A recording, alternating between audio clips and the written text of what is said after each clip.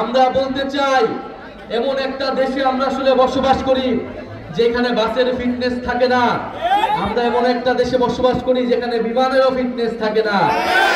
আমরা এমন একটা দেশে বসবাস করি যেখানে মানুষেরও ফিটনেস থাকে না, রাষ্ট্রেরও ফিটনেস থাকে না। শেখ হাসিনা একটা ফিটনেস বিহীন রাষ্ট্র আমাদের উপর চাপিয়ে দিয়ে গেছে, এই প্রজন্মের উপর চাপিয়ে দিয়ে গেছে।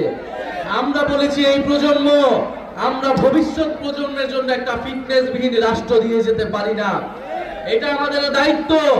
আপনাদের সন্তানরা যারা জীবন দিয়েছে, যারা আজকে এখানে একজন শহীদ পরিবারের বাবা রয়েছেন, শহীদ সোহাগের বাবা রয়েছেন, যারা রাস্তায় জীবন দিয়েছিলেন, তাদের জন্য হলেও, তাদের আকাঙ্ক্ষা পূরণের জন্য হলেও, ভবিষ্যৎ প্রজন্মের জন্য হলেও এই রাষ্ট্রের ফিটনেস আমাদেরকে তৈরি করতে হবে, এই রাষ্ট্রের মেরামত আমাদেরকে তৈরি করতে হবে। সেই রাষ্ট্র মেরামতের রাজনীতির জন্য এই জাতীয় নাগরিক পার্টি প্রতিষ্ঠিত হয়েছে। সেই রাষ্ট্র সংস্কার, সেই নতুন বন্দোবস্তের জন্য আমরা আপনাদের কাছে যাচ্ছি। প্রিয় সংগ্রামী